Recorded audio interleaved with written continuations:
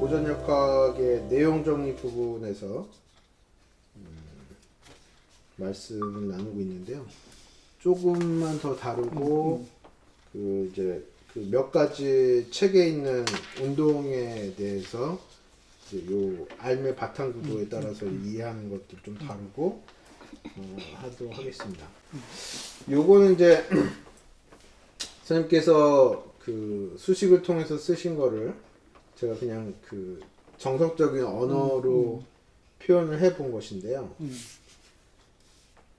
지금 이제 우리가 대상의 특성을 질량과 그 대상이 받고 있는 힘으로 규정을 하고, 상태를 위치와 운동량으로 규정을 하고, 근데 변화의 원리는 여기에 이 운동량의 시간적 변화율이 이 대상이 받고 있는 힘과 같다. 이제 앞에서 확인한 바에 보면 뉴턴의 제2법칙의 내용과 같다. 요거를 이제 요런 식으로 이제 틀 안으로 이제 자리를 매겼습니다. 근데 여기서 좀 유의할 건 저는 이제 요렇게 봤는데요. 요렇게 그 하게 되면 변화의 원리 자체가 주어져 있기 때문에 우리가 그것의 미래를 알고자 하는 대상별로 대상의 특성에 해당하는 질량과 힘을 파악해내고 그게 현재 어떤 상태에 있는가에 대한 위치와 운동량만 파악해서 이미 주어져 있는 변화 원리에 집어넣기만 하면 나중의 상태는 그냥 저절로 나온다 라고 하는 일종의 알매 기계 같은 필요한 것들만 얻어다가 집어넣으면 원하는 시점에 이것이 떡 나와버리는 요런 틀을 가지고 있고, 이러니까 이 질량과 그것이 받고 있는 힘으로 대상들을 정리해낼 수만 있다면, 그리고 처음에 위치와 운동량만 측정할 수 있다면 그러면 모를 게 없다. 만세 후와 만고의 일을 다 할 수 있다. 이런 구도로 이해를 했습니다. 그렇지. 그래서 거기에 이제 그걸 수식으로 나타내면 이렇게 되는 건데요. 여기서는 지금 이제 3차원은 뺐고 일단은 이제 요것만 넣었는데요. 근데 여기에서 굳이 여쭤보자면 대상의 특성을 그 대상이 가지고 있는 질량과 받고 있는 힘으로 규정을 하고 상태 규정을 위치와 운동량으로 규정하는 것, 그리고 변화 원리가 이렇게 되어 있는 것, 여기에서 이 틀을 그대로 두고 요런 것들에 대해서 위치와 운동량이 아니라 뭐 다른 걸로 해볼까 뭐 이런 식으로 여러 가지 것들을 검토한 끝에 이렇게 나왔다고 할 수 있는 건가? 아니면 이게 너무나도 자명하고 이게 너무나도 이렇게 아니면 통찰이 가지 않기 때문에 이렇게 나온 거라고 할 수 있나요? 뭐 결국 그 두 가지 다라고 볼 수가 있겠죠. 그러니까 이렇게 하면 아주 보편적으로 많은 경우에 이 틀 가지고 쓸 수가 있고, 근데 이제 이거 아닌 걸로 뭐 예를 들어서 이걸 이제 속도 운동량 대신에 속도를 하고 나중 속도가 어떻게 되느냐 하고 할 수도 있긴 있어요. 이제 그렇게 보통은 많이 하지.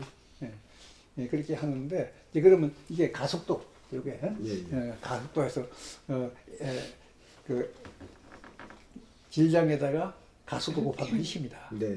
그렇게도 쓰긴 하는데, 근데 이것이 더 보편적이다. 근데 왜냐하면 원래 속도라고 하는 거는 속도만 가지고 운동의 양을 속도만 가지고는 얘기할 수 없으니까. 그 이제 그 운동량이 그 운동의 크기를 더 잘 대변하는 면이 있고, 또 이제 양적학에 가서도 이 위치와 운동량이라는 구도가 제일 그 기본에 깔려요. 그래서 전부터 이렇게 하는 것이 효과적이라고 할지 기본이다. 이렇게 보면 돼요. 그러면 이제 상태는 이제 필요에 따라서 위치 운동량으로도 하기도 하고 위치 속도로도 하기도 하고, 이제 고전역학에서는 다양하게 표현할 수가 있었는데 그 뒤에 양자역학이나 뒤에 이론까지 쭉 고찰한 결과 다시 되짚어 와서 위치와 운동량으로 표현한 게 가장 적절하고 가장 일반적인 형태다. 이렇게 정리가 된 겁니다. 뭐 그렇게도 되고, 그리고 이 뉴턴의 프린키피아에 보면 바로 운동량을 썼거든. 운동. 아, 프린키피아에서요? 그렇지. 우리는 보통 F는 MA라고 알고 있잖아요. 프린키피아가 있었다. 운동량의 변화를 본 거예요.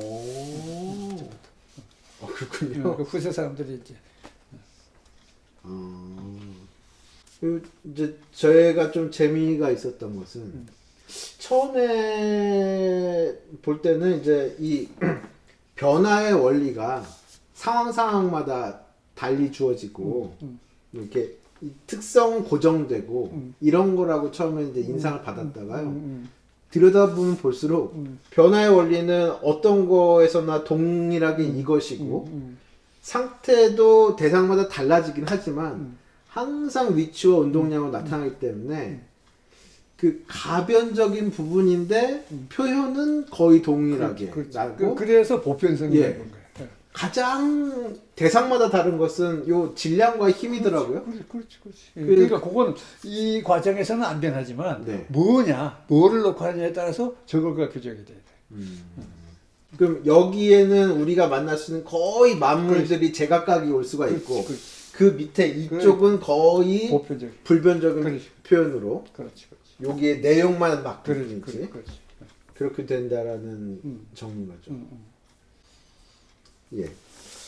그래서 이제 요거에 대해서 선생님께서 말씀하시는 요 책에 나오는 여러 가지 운동들에 대해서 좀 다뤄봐야 되겠는데 일단 여기 선생님께서 낙하 운동하고 용수철 달린 물체 운동, 2차원 포물선 운동을 이제 세 가지 특징적으로 설명하셨고 케플러 법칙 유도는 해봐라 이렇게 하셨어요. 케플러랑 또 하나 이렇게 원숭이 바나나 도르대에 달린 바나나 원숭이가 뛰어 올라가면 바나나를 이렇게 딱 잡을 수 있겠느냐 풀어보라고 이제 숙제를 내셨는데 하여튼 그런 것들이 있는데 일단 선생님께서 여기서 다룬 것들을 풀어보진 못하지만 이제 하나하나 좀 짚어만 보면 좋겠습니다. 근데 낙하 운동을 처음 설명한 건 갈릴레오죠.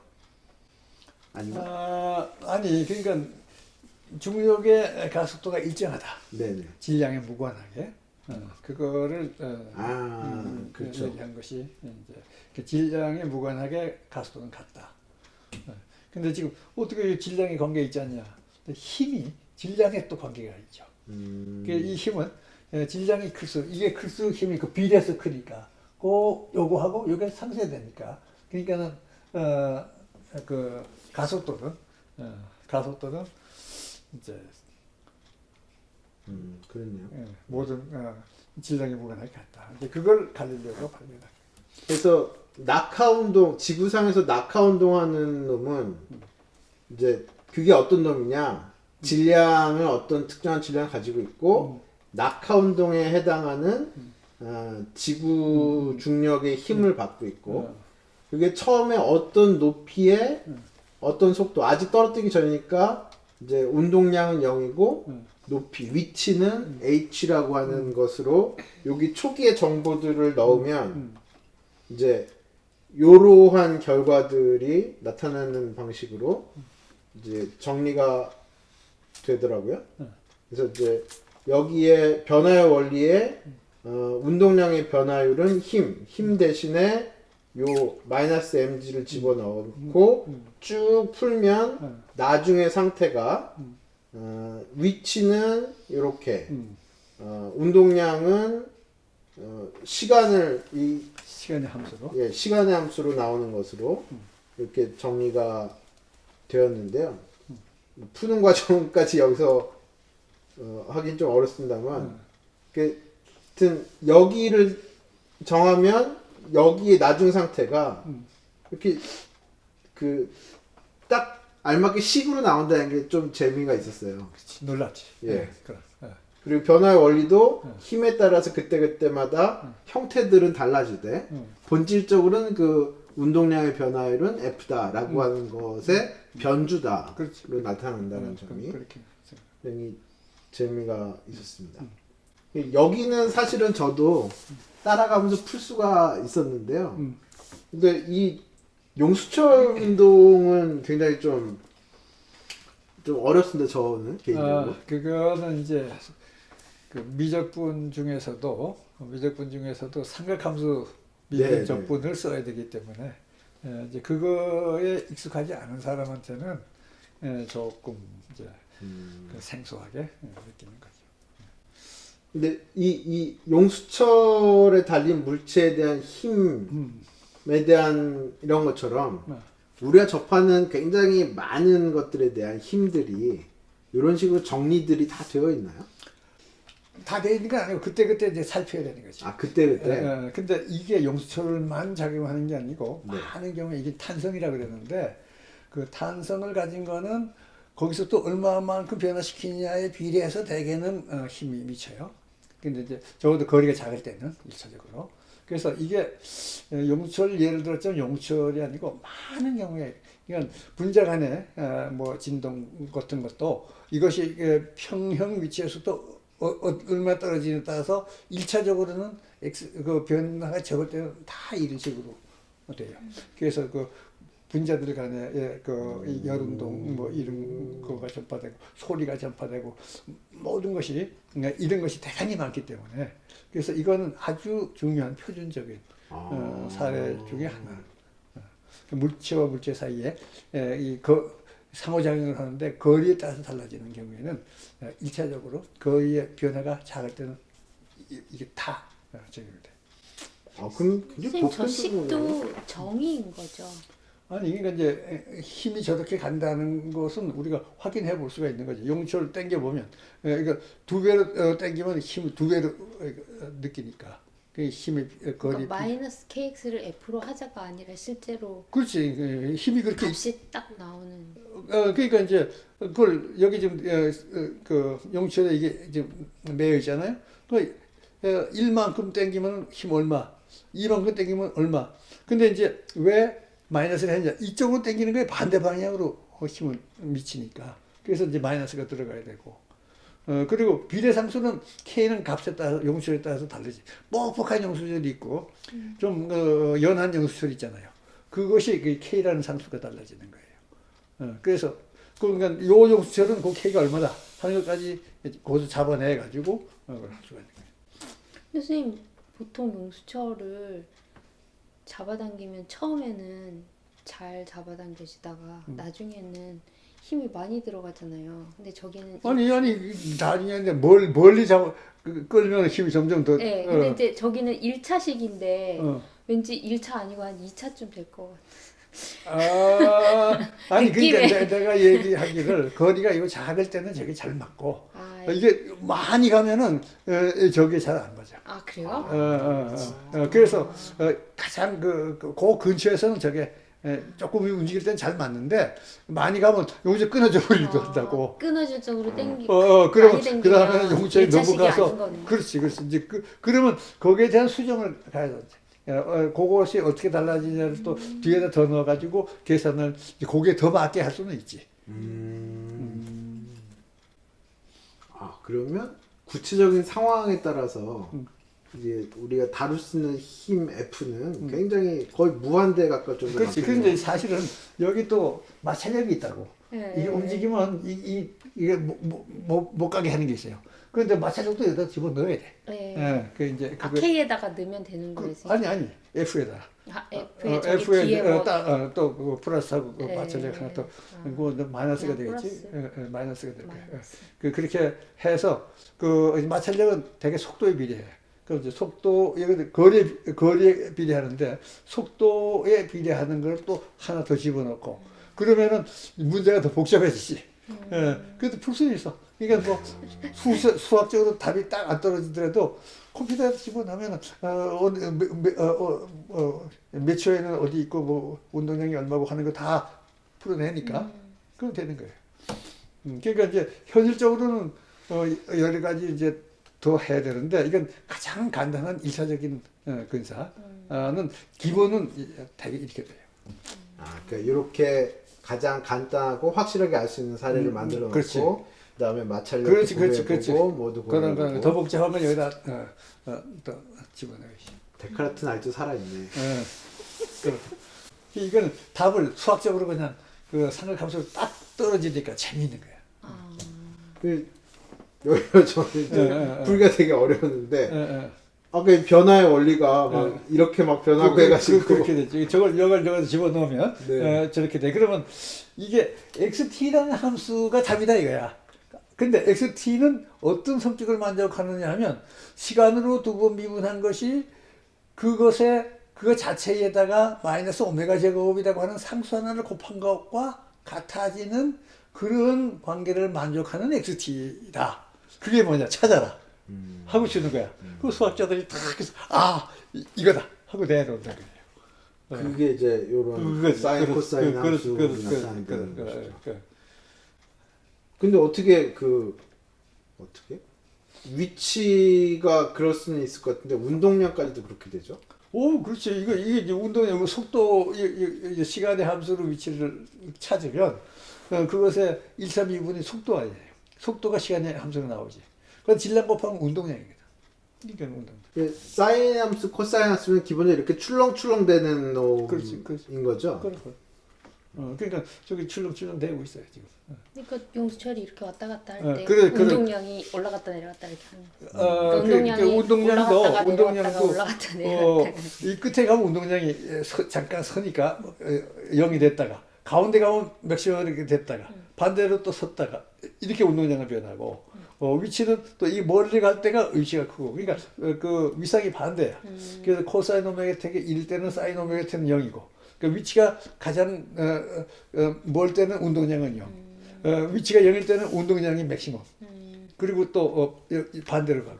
그러니까 그 사인. 운동량 이렇게 올라갔다가 내려갔다가 이렇게 되는. 그러면 여기에 그 마찰력 이런 걸 다 고려를 하게 되면 얘들은 그냥 변함없이 사인 코사인 운동을 하는데 이게 점점 진폭이 작아져서 그렇지. 0으로 수렴하는 그런 걸로 되는 거예요. 그렇지.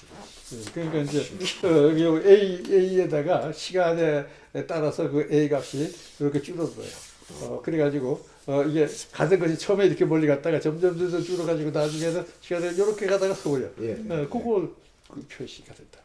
수학적으로. 신기하겠다. 그러니까 하여간 정확한 답을 이렇게 수학적으로 준다는 게 아주 놀라운 거죠. 구체적인 정확하게 우리가 현상에 맞는 것과 동일하지는 않지만 용수철에 달렸던 떨어지건 그런 것을 이런 식으로 수식으로 그것의 운동을 나타내고 그것으로 미래까지 알 수 있다라는 것 자체는 참 놀라운 일이죠. 그렇지. 그게 놀랐다는 거예요.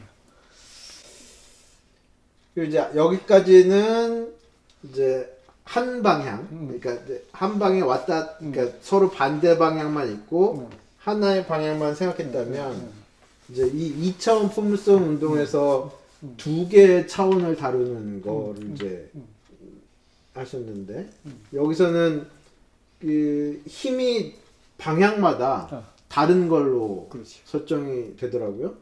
그래서 아래 방향으로는 중력의 힘을 받고 이제 이 수평 방향으로는 이제 사실 여기 이제 힘이 없지만, 그러니까 처음부터 속도를 가지고 있다라고 이렇게 딱 정해져 있는데 경우에 따라서는 이렇게 밀고 있다 이런 것도 할 수가 던졌다고 생각하면 돼요. 이걸 던졌어. 그러면 처음 속도가 된다. 이렇게 되는 거지. 딱 이렇게 손에서 딱 떨어졌을 때 그 순간. 그렇지. 야구 투수가 딱 던질 때까지는 이 손이 힘을 주니까 그걸 복잡해. 손에서 벗어났을 때는 힘이 없지. 그냥 그저 처음 속도만 가지고 나가는 거예요. 그게 지금 요 V제로 라는 속도로 저쪽으로 던졌다. 이렇게 생각합니다. 근데 그럼 이 두 방향의 힘을 함께 고려하면 합성을 하면 이 대각선으로가 아니라 이렇게 포물선이 나온다고요? 힘 자체는 물론 힘 자체도 힘 자체는 아마 거의 일정하게 이렇게 되게 이게 0이니까 이거밖에 없어. 이건 0이니까 어차피 힘은 이거밖에 없. 그러네. 이거밖에 없는데 이제 이렇게 이제 관서 운동을 하는데 그렇지. 이제 점점 떨어지면서 그렇지. 관서 운동을 한다. 그래서 포물선이 되는 거야. 그러니까 이쪽으로는 일정하게 가고 있는 거예요. 일정하게 가고 있는데 이 Y 방향, X 방향으로는 일정하게 가는데 Y 방향으로는 내려가니까 그걸 합치면은 이렇게 그려지는 거지. 이렇게. 그래서 포물선이. 그게 이제 요 알매 구도에 집어넣으면 이제 상태도 차원별로 각각, 그렇지. 그 변화의 원리도 차원별로 그렇지. 각각, 힘도 각각 해서 이렇게 그걸 나오더라고요. 합성하면 포물선의 궤도가 나. 거기서 시간을 소거해요. 그러니까 시간을 소거하고 위치하고 x 위치 값하고 y 위치 값의 관계를 보면 그러면 그 궤도의 모양이 나와. 이게 시간을 소거하면 그러면 같은 시간에 x가 여길 때 y는 어디냐, 네. x가 여길 때 y는 어디냐 하고 그걸 찍어 나가면 그게 이제 궤도가 궤도. 우리 눈에 보이는 건 그 궤도지. 포물선으로 이렇게 가서 공이. 근데 가면. 궤도야말로 시간대별로 물론 위치잖아요. 글쎄, 근데 거기서 x하고 y의 관계를 보려니까 X와 x, y가 각각 시간의 함수로 나와 있거든. 시간의 함수로 나와 있기 때문에 같은 시간에 x 같은 t에서의 x와 y가 어떻게 물리느냐 그걸 잡으면 그 순간의 위치들이 나와요. 그 순간의 위치들을 찍으면 그것이 우리 눈에 보이는 궤도가 되는 거예요. 또 지금 저기는 x 값들이 다 t일 때 x, t일 때 y 값인데 그렇지. 저기 위에 줄에 v0t를 x로 놓으면 t는 v0분의 x가 되고 그걸 아래에다가 t 자리에 넣으면은 h-2분의 1 g 가로 x 제곱? x 원제곱인가요, 선생님? x 제곱이 되고 t가 없어지고 t 자리에 v0분의 x가 x1이 들어가는 거. v0분의 x1 제곱이 들어가는 거지. 그러니까 좌표가 x, y 좌표로 바뀌는 거. 그러니까 v0t는 x고 그 밑에 줄은 지금 밑에 줄 앞쪽이 y거든. 그러니까 둘 다가 시간의 함수로 나와 있다고. 그러니까 그 t에다가 그 위에 그 v0 분의 1을 거기다 넣으면 이제 그 x 좌표하고 y 좌표 사이에 거기가. 3차원 포물선 운동이라는 것도 있나요? 근데 그렇게 할 필요가 없는 것이 2차원 이상으로 가려면 뭐 옆에서 또 다른 힘이 있기 전에는 중력만 있고 일이 던져 가지고는 던지는 방향과 중력 두 방향으로 형성된 평면 외에는 갈 수가 없어요. 그래서 2차원 면으로 충분해. 그러니까 그 말씀은 이제 저 방향으로 이렇게 포물선 운동을 하게 되면 이제 XY 축이 이렇게 있고 Z 축이 있다고 했을 때 이렇게 가게 되면 축을 이렇게 돌려서 여기에 쫙 맞춰버리면 그러면 이게 되고 2차 운동으로 그렇지. 환원시켜서 계산을 하나 생략을 하고 두 개만 가지고 할 수 있다는 말씀이죠. 그렇지. 그러니까 이제 지구 힘 방향은 지금 이거 하나밖에 없고 던지는 방향은 또 한 가지가 있는데 그 던지는 방향과 이 방향을 x, y로 잡으면 이것만 가지고 되는데 기왕에 x, y를 따로 잡아놓고 던지기를 다른 데로 던지면 그럼 그것에 또 이쪽 성분과 이쪽 성분이 대해서 각각 이런 걸 그렇게 되면 이제 3차원으로 봐야 되지. 그 불필요한 수거지. 좌표를 그쪽으로 잡으면은 이렇게 될 텐데 좌표를 어차피 던지는 방향하고 달리 잡았기 때문에 하나를 더 계산해야 되는 얘기. 그러니까 일반적으로 3차원. 선생님 구불구불 가는 그때는 3차원으로 봐야 돼요. 그렇지. 그러니까 만약에 이 중력 말고 이쪽으로 당기는 힘이 있다 이거야. 그리고 던지기는 이쪽으로 던졌어. 그러면 이 힘의 작용, 그러니까 이거 이러면서 떨어지겠지. 그러면 3차원으로 반드시 봐야겠네. 그 야구할 때 측바람이 불면 3차원으로 해야겠네. 변화구 같은 게 3차원 운동 아닌가? 그렇지. 변화구는 이렇게 안 가고 이렇게 가. 근데 그거는 이게 그 돌리기 때문에 이게 하나의 점이라면 변화구가 없어요. 이게 이 크기가 있어서 네. 공기가 공기의 마찰을 받는 것이 방향에 따라 달라져. 그것 때문에 그 마찰력 때문에 이게 휜다. 그러니까 공기의 마찰력을 이걸 돌려서 이용하는 거예요.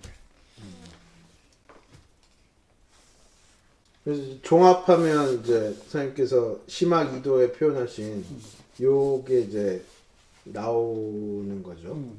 이제 I가 1, 2, 3, X, Y, Z에 해당해서 요게 사실 이제 I 뭐 1, 2, 3 이렇게 세 가지 나중 상태 세 가지 요것도 세 가지 그렇죠. 가장 식으로. 일반적인 운동. 요 그림 하나로 고전역학이 다 이렇게 귀결이 되는 요약을 이제 컨셉이지. 이 상호작용해서 이 양쪽을 같이 고려하는 건 여기서 생각 안 했어요. 그것도 그 사실 그것까지 생각해야 되지만 여기서는 그냥 이것에다 힘을 미치는 이물체는 또 어떻게 움직이느냐. 이제 그거는 여기서는. 근데 아까 제가 고전역학이 뭐냐고 여쭤봤는데 또 한 번 여쭤보면 고전역학의 이제 그러니까 물리학 교양 물리학 내지는 물리학 1, 2 뭐 이런 거를 쭉 목차를 보면요.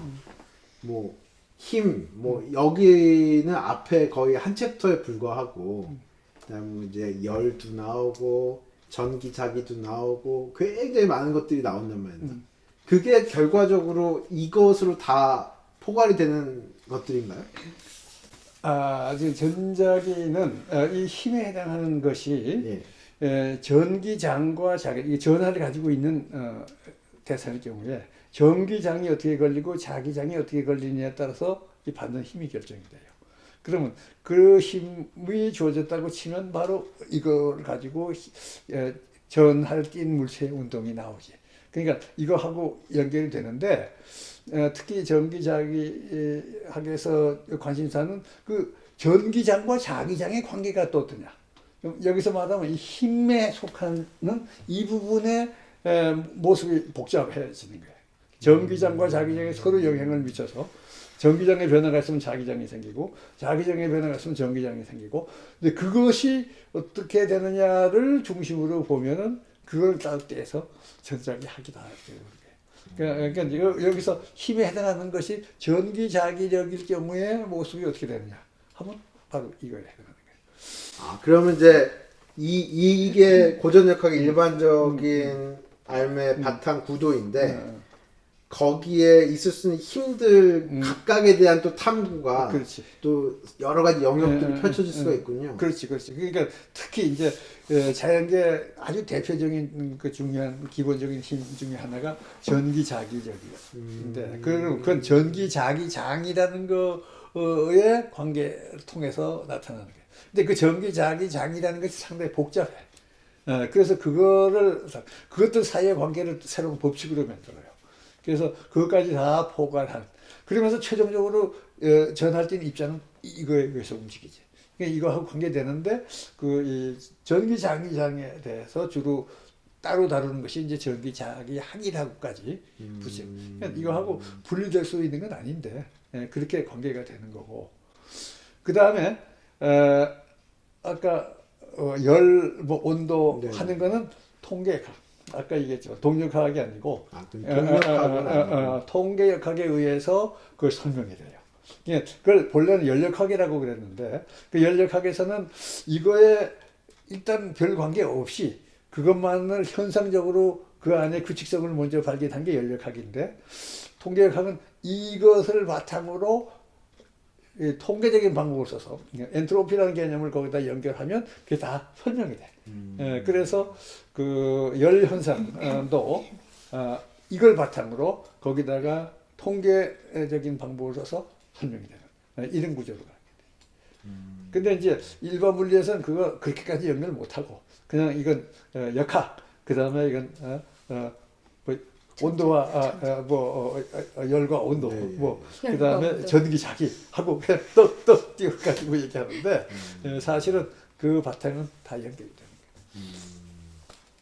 그럼 이제 뉴턴이 한 것 중에 또 제일 유명한 것은 이 F 중에 만류 인력을 발견한 건가요? 발명한 건가요? 뭐 그건 뭐라고 말하느냐에 따로 이제 다른 건데 그런 식으로 수식을 표현한 거는 그건 이제 발명이지.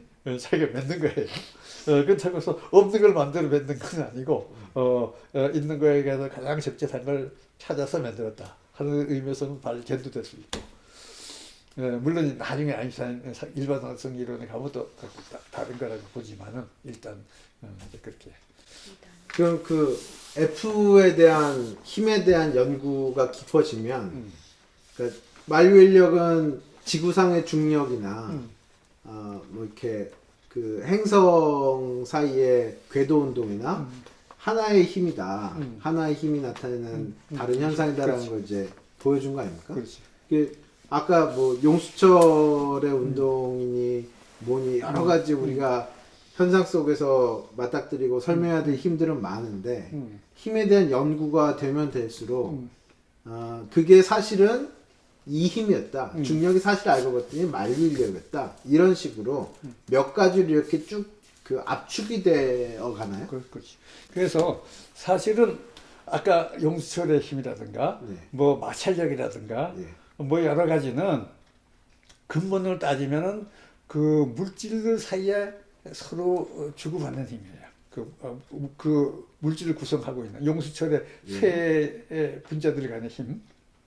근데 용수철의 쇠 분자들 사이에 어떻게 그런 것이 나타나냐면 그것이 전기자기적 힘이 중첩이 돼서 나타나는 현상이에요. 그래서 지구상에 나타나는 온갖 종류의 복잡한 힘들은 그 근원을 따지면은 중력 빼고 거의 다가 99%가 우리 눈에 보이는 그 이상이 전기자기 현상이에요. 전기자기 현상으로 물질 사이의 관계가 나타나고 그 물질 사이에 그런 관계가 있기 때문에 그것이 탄성을 나타내고 이렇게 돼요. 그래서 기본을 따지면은 전기자기력. 그 다음에 또 없느냐? 또 사실은 알고 보면 두 가지가 되어 있어요. 그 중에 하나는 원자 핵을 구성하는데 이것들도 원자 핵 속에 양성자, 중성자가 있는데 이것들이 어떻게 묶여서 원자 핵을 구성하는데 이거는 전기자기력으로 묶여 있는 게 아니야. 다른 어떤 종류의 힘이 또 있어요. 그래서 그건 이제 핵력이라고도 그러고 근데 그것도 핵력에 해당하는 것은 또 크게 두 가지가 있어요. 그래서 서로 아주 강하게 당기는 힘, 또 상당히 느슨하게 당기지만은 상당히 묘한 또 효과를 주는 힘, 그게 또 구분이 돼. 그래서 하나는 강한 상호작용, 약한 상호작용. 그래서 그것은 중력하고는 달라, 기본이. 그래서 네 가지가 있다고 그러죠. 중력, 전기자기력, 약한 상호작용, 강한 상호작용. 해서 기본은 그 넷입니다. 나머지는 그것들이 결합해서 나타나는 거다. 이제 이렇게 이해를 하는데 흥미로운 건 뭐냐면 전기자기력과 약한 상호작용이 본래는 또 같은 힘이야. 네? 그것이 같은 힘인데 이제 어떤 조건에 의해서 우주 과정에서 어떤 과정을 거치면서 이것이 서로 다른 모습으로 나타나. 이게 아주 높은 온도에 올라가면 이 둘이 합쳐져 가지고 같은 게 된다고. 그래서 사실은 그 힘들이 이제 네 개씩이 있을 게 없냐. 기본적으로 하나 아니겠냐. 그러다가 이것이 어떤 여건에 따라서 달라지는 거 아니냐. 이런 생각들을 지금 많이 하고 그걸 찾으려고 하는 노력을 해요. 그것이 뭐 통일장 이론. 그러니까 중력장과 전기장이 기본적으로 같은 게 아니겠느냐 하고 살피는 것이 아인슈타인이 시도했던 통일장 이론이고. 요즘 이제 그 주로 입자 물리학자들이 하고 있는 대통합 이론이라는 게 있어요. 그랜드 유니파이드 포스. 그래서 그거는 약한 상호작용, 강한 상호작용, 전기적 상호작용 셋을 합치자는 거예요. 근데 그건 아직 성공이 잘 안 됐어요. 현재 그 앞에 거 전자기 상호작용과 약한 상호작용을 합친 거가 성공을 했어. 그건 사실 아주 수학적으로도 깨끗하게 되고 이건 뭐 그래서 그걸 성공했는데 강한 상호작용까지 합치자고 하는 건 지금 시도를 하고 있는데 이건 뭐 아직 절반 정도의 성공, 뭐 좋은 모델은 나오지만 아직 완벽하다고 볼 수가 없어요. 그래서 근본적으로는 이제 합치. 근데 사실 그 앞서서 뭐 여기에 우리가 깊이 다룬 건 아니지만 전기력과 자기력이 또 처음엔 다른 걸로 봐요. 예, 그렇죠. 그러니까 우리가 자석이 당기는 것은 자기력이고 전기는 뭐 이렇게 전류 내는 건데 이게 같은 거다 하는 것이 상대성 이론. 우리 다음에 공부할 상대성 이론에 의해서 확인돼요. 상대성 이론에 의하면 우리가 보는 관측 좌표, 움직이는 좌표의 속도에 따라서 전기장이 자기장으로 이렇게 전환이 되죠. 근데 이제 본래 그 관계는 그 이전에 이미 알긴 알았어요. 자기장을 시간에 따라서 변화시키면 전기장이 나오고 또 전기장을 어떻게 하면 자기장이 나오고 하는 관계가 있다는 건 알았는데 근본적으로 이게 같은 힘이다 하는 거는 이제 상대성 이론에 의해서 완전히 확인이 됐어요. 상대성 이론은 말하자면 그 힘들 중에서 전기장과 자기장이 기본적으로 하나고 우리가 좌표계를 어떻게 보느냐에 따라서 전기장으로도 보이고 자기장으로도 보이는 이런 성격이라는 것이 확인이 됐고 그래서 이제 아인슈타인은 거기다 욕심 하나 더 내서 그럼 중력도 같이 되는 게 아니냐 하고 시도를 했던 것이 성공을 못했어요. 아직까지도. 그리고 반대로 약한 상호작용, 강한 상호작용을 그 후에 찾아냈는데 원자 핵 속에 있는 원자에서 원자 핵과 전자가 도는 이 원자에 작용하는 건 전기력밖에 없어. 근데 원자 핵 안에 있는 또는 원자 핵을 뚫고 들어가면서 받는 힘 이것들은 다른 종류의 힘이다. 그래서 이제 약한 상호작용, 강한 상호작용이 따로 있었고 그 중에 약한 상호작용은 일종의 정기적인 상호작용으로 지금 이렇게 정리가 됐고 지금 그런 상황이죠. 그것대로 연구를 해가요. 그걸 연구해 가는 것이 바로 이 경우에 보면 요 F가 어떤 종류가 있고 어떻게 관계되느냐를 보는 부분이에요. 그 속에 전자기학도 들어가고 뭐 이제 입자 물리학, 기본 입자 물리학도 거기서 중요한 부분이 바로 그 힘의 관계를 찾는 거고 그리고 이제 그것에 어떤 건 그것을 작용을 받고 있고 어떤 건 그 작용을 안 받고 있는 이런 식으로 그 구성 입자들을 구분해 내죠. 어떤 입자들은 무슨 힘만 받고 어떤 입자들은 무슨 힘을 안 받고 예를 들어서 전하를 띈 것은 정자기 상호작용을 받는데 전기를 안 띈 거는 전기적 상호작용을 안 받는 거예요. 뭐 이런 식으로 이제 구분을 하죠. 그래서 입자와 상호작용이 어떠냐 하는 것은 이제 입자 물리학이라고 해서 따로 깊이 연구가 되고 있는 거죠.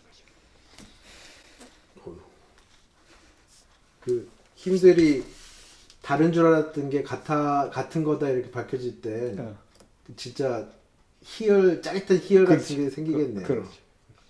그거는 뒤에 또 나와요. 그때 가서 우리가 보면 돼요. 알겠습니다. 그러면 고전역학 얘기는 이 정도까지 하고 내가 좀 공부가 제대로 됐는가를 내가 확인 좀 해야 되겠는데 자 그럼 아주 쉬운 거 되거든. 기본적인 거 우리가 가만히 있죠. 가만히 있으면 운동량이 0이야. 걸어가면 운동량이 생기죠. 그러면 운동량의 변화가 이 힘이 있어야 되는데 걸어갈 때 무슨 힘이 나한테 운동량을 줄 거예요?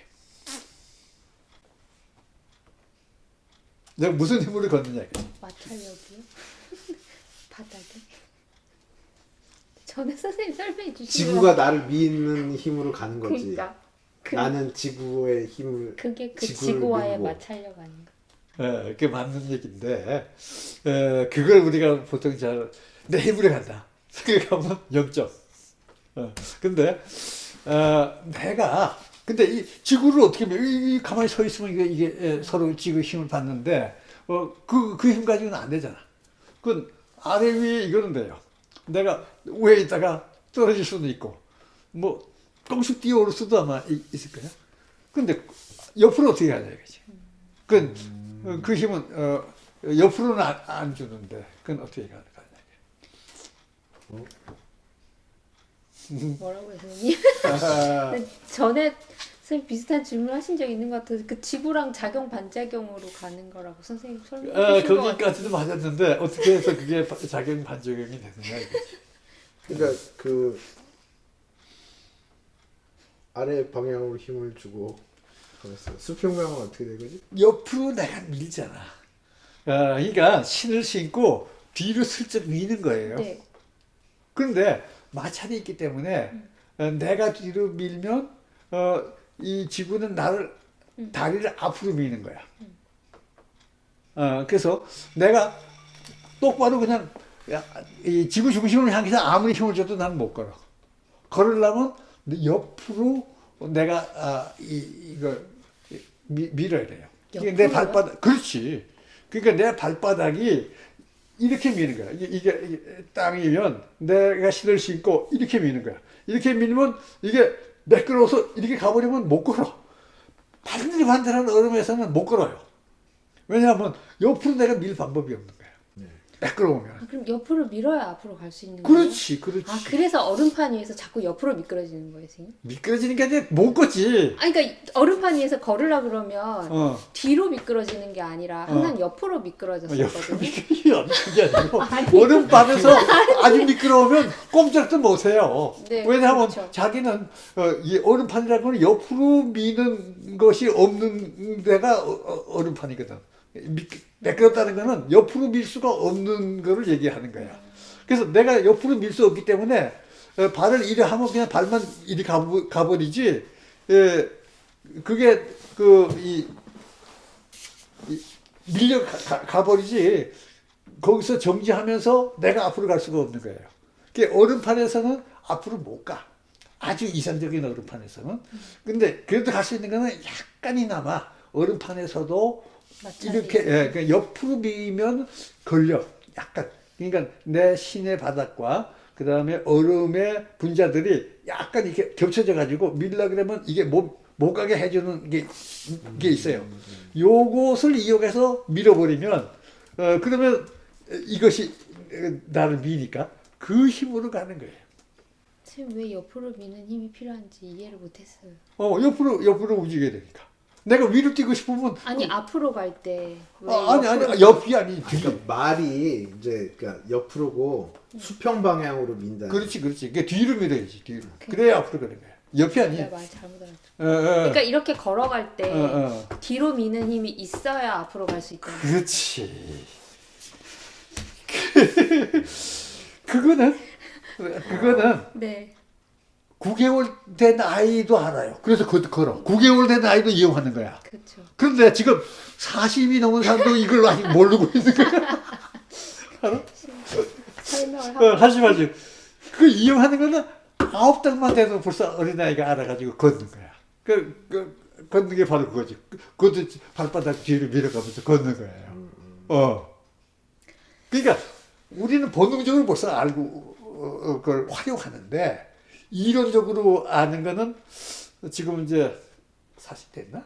아유 선생님 너무 오래됐어요. 40대인지. 40대에서 겨우 아는데 그나마 40대에서 아는 사람도 몇 퍼센트 안 돼. 일생 모르고 끝나지.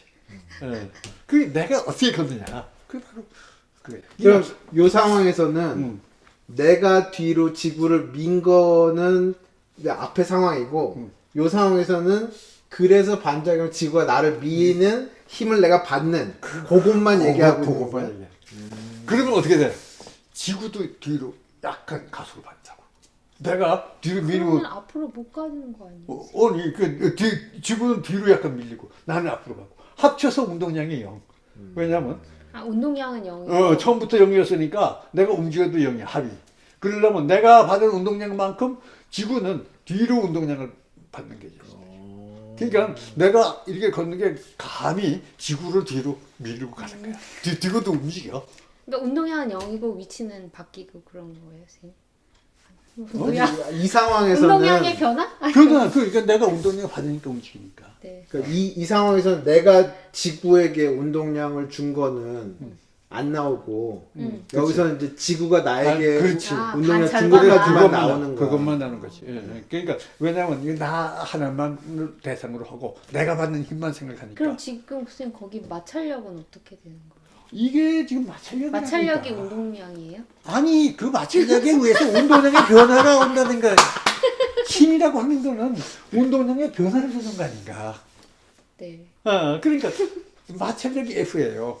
그거에 의해서 내 몸의 운동량의 변화를 얻어서 움직이는 거라고.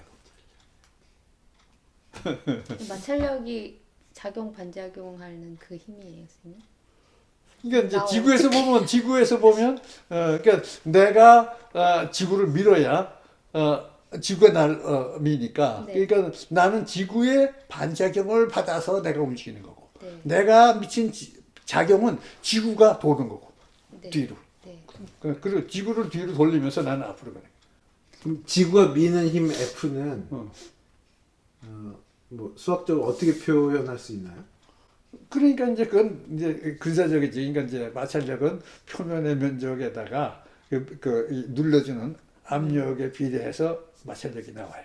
그래서 뭐 그걸로 계산할 수 있지. 그러면 내가 지구에 가하는 게 마찰력인 거야?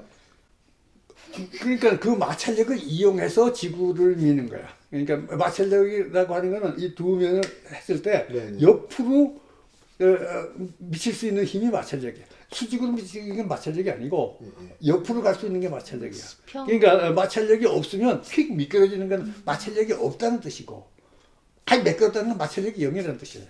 그리고 덜 매끄러운 거는 이미 마찰력이 있는데 그 마찰력이 어느 정도 있어야 되냐면 그것이 옆으로 밀어주는 그 힘이 내 몸을 움직일 만큼의 힘이 되도록 움직이면 내가 갈 수 있고, 마찰력이 그거보다 약하면 미끄러워서 거의 못 가고, 아직 매끄러우면 전혀 못 가고, 그런 상황이지. 근데 저 식은 제 몸이 만들어내는 운동량의 내 몸의 운동량 만들어내는 게 아니고, 내 몸, 그러니까 몸이 처음에 0이니까 운동량이 네. 없다가 움직이려고 하면 운동량이 생겼죠. 그건 외부에서 힘을 받아야 돼요. 그 힘이 뭐냐? 내가 사실은 땅을 뒤로 밀어서 땅이 나를 앞으로 미는 그 힘을 가지고, 그러니까 사실은 내가 만들긴 하지. 왜냐면 미는 건 나니까. 하지만 힘 자체는 지구가 나를 밀어주는 힘. 지구가 주는 운동량 계산하려면 더 복잡하게 더. 그러니까 그 경우에는 나와 지구를 놓고 그 둘 사이에 어떤 점을 설정해서 그 점에서의 운동량은 안 변하는데 그 그러니까 양쪽 쪼개면 그렇지. 합친 운동량은 0이에요. 왜냐하면 지금 현재 내가 안 움직이고 지구도 안 움직인다고 가정하면 우리 지구하고 나의 운동량 합은 0이죠. 근데 내가 움직일 때는 내가 운동량 앞으로 가졌어. 그러면 이거 합친 것은 합쳐서 0이 돼야 되니까 지구는 반대쪽으로 운동량을 그만큼 받아요. 그러면 지구는 반대쪽으로 조금 돈다는 얘기야. 운동량을 가지고 있으니까. 나 때문에. 그러니까 내가 감히 지구를 돌리면서 가는 거야.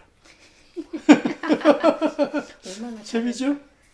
그렇게 재밌는 사실 우리가 모르고 걷는 거 하다가 얼마나 재미있는 물력이 담겨있느냐 이거지. 뭔가 되게 선생님이 쉽게 설명해 주시는데 우리가 얘기하면서 더 복잡하게 만든 것 같아. 그 이제 호센웨건 패러독스라는 게 있어. 호수 그러니까 말과 마차 네. 역설. 홀센 외건. 그 뭐냐면 이런 거야. 말이 마차를 당겨서 이제 간다고 생각하는데 말이 마차를 당기면 마차는 말을 당기는 거야. 네. 그 두 힘이 똑같아. 그 처음엔 둘 다 정지해 있고. 그러니까 말이 마차를 당기는 만큼 마차가 말을 당겨서 똑같은데 그런데 왜 말과 마차는 앞으로 가냐 이거야. 그게 패러독스지. 그게 마찰력 때문에 가는 거. 그렇지. 그러니까 말이 이 힘이 아니고 말의 발이 땅을 뒤로 밀어주는. 땅을 뒤로 밀어주면 지구가 네. 말과 마차 시스템을 마찰력으로 밀어줘. 이거 때문에 가는 거지. 말이 마차를 당기는 그 힘으로 가는 게 아니야. 근데 우리 그렇게 생각하거든. 말이 마차를 당겨서 간다. 이렇게 생각하는데 사실은 그 힘은 말의 발이 지구를 밀고 지구가 말과 마차에게 운동량을 그 힘에 의해서 운동량 변화를 주기 때문에 가는 거예요. 그 똑같은 얘기지. 그 금방 그거 운영 문제인데 또 내가 왜 그러냐 그 똑같은 문제. 근데 그걸 제일 중요한 걸 빼고 그리고 그 말과 마차 우리 그렇게 흔히 생각하잖아. 말이 마차를 당기고 그거는 별 거기에 직접 관계가 없어요. 말과 마차 하나를 보면 그 힘은 가고 오는데 상관이 없어. 그러니까 이제 마차를 대상으로 하면 마차는 두 가지 힘을 받아요. 이 마찰력과 당기는 힘, 그게 가고 또 말을 기준으로 하면 말은 또 두 가지. 자기가 이거 땅에 의해서 받는 마찰력과 마차가 뒤에서 당기는 힘, 그 두 힘 중에 이 마찰력이 그 두 힘보다가 더 커서 앞으로 가는 거죠. 둘을 하나의 시스템으로 보면 이것들은 아무 역할을 안 하고 말과 마차 합쳐서 그거의 운동량을 이 마찰력이 제공해 주는 거. 이렇게 세 가지로 볼 수가 있는데 어쨌든 그렇게 보면 그것도 이해가 되는 거예요. 그러니까 이제 이것을 그렇게 여러 가지에다가 다 적용을 해보면 이게 의미하는 게 뭐다 하는 거를 이제 좀 몸으로 느끼게 되는 거예요. 네, 그럼 우주선을 쏘아 올릴 때 그럼 우주선이 이 제트 엔진의 추진력으로 지구 대기를 포함한 지구 시스템을 밀어내는 만큼 얘가 달아나서 지구로부터 탈출하게 되는 거 아닙니까? 지구 시스템을 밀어내는 건 없어요. 우주선이 지구 시스템을 밀어내고 올라가는 게 아니고 우주선은 이 제트 뒤로 자기 몸에 있는 분자 일부를 뒤로 운동량을 줘. 그거를 갖다가 주면 그거의 반작용으로 이게 앞으로 가는 거지. 그러니까 작용 반작용으로 보면 그렇고 운동량 보존 법칙으로 보면 지금 현재 운동량이 0이야. 0인데 이 뒤로 내미는 그 기체에다가 운동량을 이쪽으로 주니까 이 반대 운동량이 있어야 그게 0이 계속 유지될 거 아니에요. 그게 운동량 보존 법칙에 의해서 이 운동량을 주면 그거만큼 앞으로 가는 거죠. 그리고 대기 중에 물론 공기도 있지만 그건 별 중요하지. 물론 그거에 마찰을 또 미치니까 그거를 극복하고 넘어가긴 해야지. 그러니까 대기가 아무것도 없고 진공이라도 가는 거예요. 그 로켓은 지구 시스템하고 관계가 있는 게 아니라 그렇지. 자기 뿜어내는 것과 이거 사이에. 그렇지. 그러니까 그 아무것도 없는 진공 상태 속에서도 딱 그걸로 가속이 되는. 그러면 우주선을 아무리 많이 쏴도 지구의 궤도에는 전혀 영향이 없겠네요. 그런 셈이지. 왜냐하면 처음에 운동량은 0이니까 그러니까 이제 이 배기가스는 지구로 떨어지고 이건 저리 갔으니까 배기가스만큼 지구가 더 받긴 하지. 그러나 그 합치면은 관계가.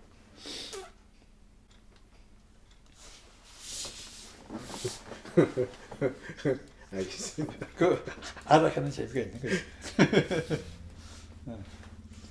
그러면 고전역학에 대한 요 정도로 해도 될 것 같은데. 요 정도로 마치고.